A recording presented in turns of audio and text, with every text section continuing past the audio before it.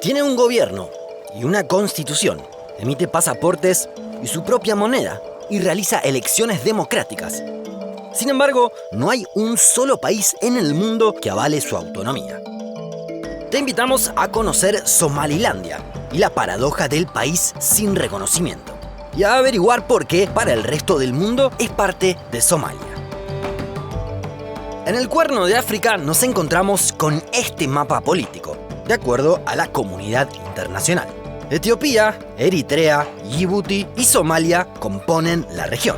Así lo indica casi cualquier fuente que consultemos, incluidas las Naciones Unidas o la Unión Africana.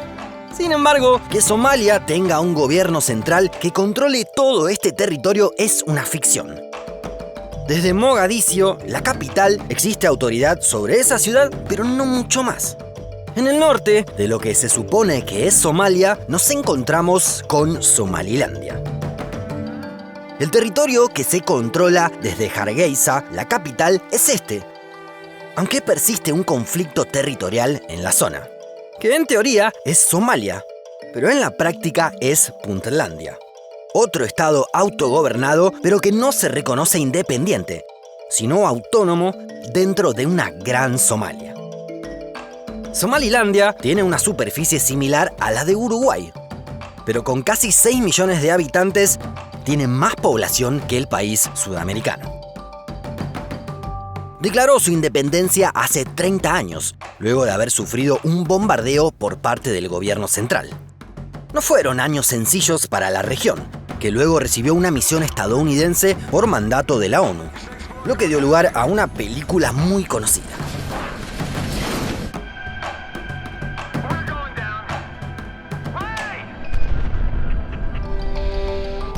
Cuenta con un argumento histórico, y es que en el pasado fueron estados separados. Durante la época colonial existieron la Somalia británica, francesa e italiana. Se corresponden con las actuales Somalilandia, Djibouti y el resto de Somalia. El 26 de junio de 1960 se llegó a un acuerdo para la independencia de Somalilandia. Más de 30 países reconocieron a este nuevo estado que se sumaba a la comunidad internacional. Sin embargo, 5 días después, la colonia italiana también se declaraba independiente y acordaban unirse bajo un gobierno común.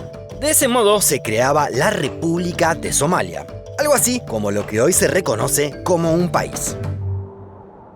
Somalia es tal vez el mejor ejemplo de lo que se considera un estado fallido.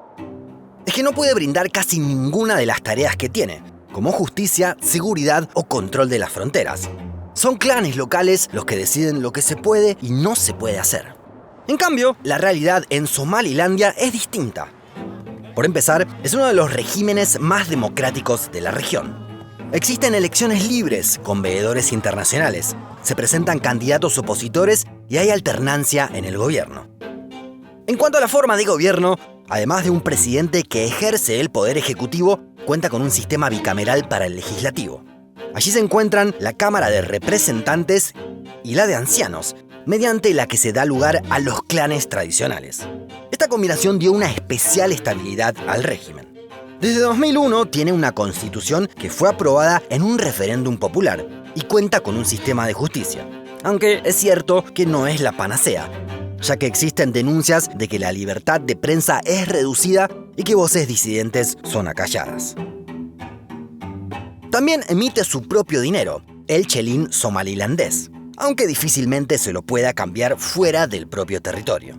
Algo similar ocurre con el pasaporte. Si bien expide documentación, tiene un valor casi nulo fuera de los límites del país. Incluso cuenta con fuerzas policiales y armadas y tiene su propia bandera. Es decir, tiene todos los elementos necesarios que definen lo que es un estado. Sin embargo, le falta algo para aparecer en los mapas: reconocimiento internacional. Es que ningún otro país del mundo da cuenta de lo que sucede en la realidad y le siguen dando al gobierno en Mogadiscio la potestad sobre todo el territorio, aunque se trate de una ficción. El gobierno de Somalia, en cambio, no tiene elecciones libres ni controla el territorio. Pero entonces, ¿por qué la comunidad internacional lo reconoce? La explicación hay que buscarla en el delicado equilibrio de las fronteras africanas. Muchas de ellas han sido impuestas desde afuera y tienen poca relación con lo que sucede a nivel cultural e histórico. Por eso es que persisten decenas de reclamos territoriales y de movimientos independentistas. Algunos casos son Biafra en Nigeria, Cabinda en Angola, Togolandia Occidental en Ghana o Cirenaica en Libia. El resto de los países y los organismos internacionales creen que acoger a Somalilandia en la comunidad internacional podría generar una catarata de reclamos en el continente. Desde la independencia de la mayoría de los países africanos, en la década de 1960 hubo pocos cambios en el mapa político. Por ejemplo, Sahara Occidental es reconocido por la Unión Africana, pero no por la ONU. En las últimas décadas también se sumaron Eritrea y Sudán del Sur. Pero esto juega en contra de Somalilandia, ya que son estados frágiles y no han logrado avances notorios en torno a su estabilidad o reducción de la pobreza. De hecho, casi todo el oriente de África está en una situación frágil. Uganda, Kenia, Sudán y Etiopía también se debaten entre dictaduras y regímenes en retroceso, por lo que hasta se consideró a Somalilandia como el más democrático de toda la región. Mientras tanto, sigue avanzando en distintos planes que le permitan acercarse al reconocimiento. Por eso es que mantiene conversaciones con Taiwán, otro estado que tiene entre sus prioridades esta cuestión.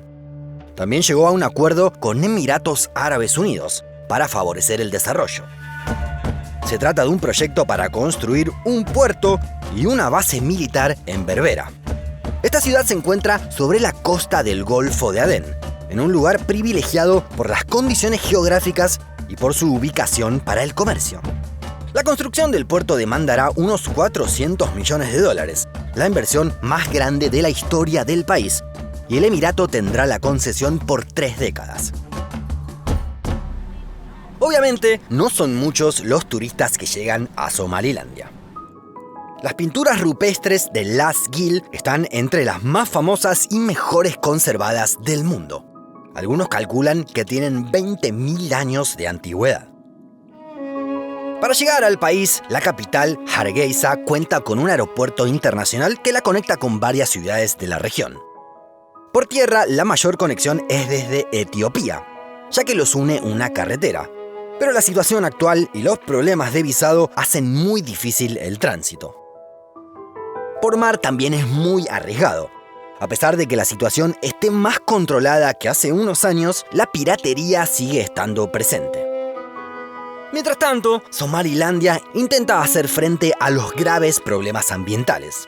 Varios años de duras sequías provocaron la muerte de millones de animales. Más de la mitad de la población es nómade y se trasladaba con su ganado en busca de mejores tierras de pastoreo. Pero la grave crisis ambiental significó la muerte para millones de animales y que la población quede desamparada y en centros de refugiados. Las remesas de somalilandeses que viven en el extranjero se volvieron fundamentales para el país.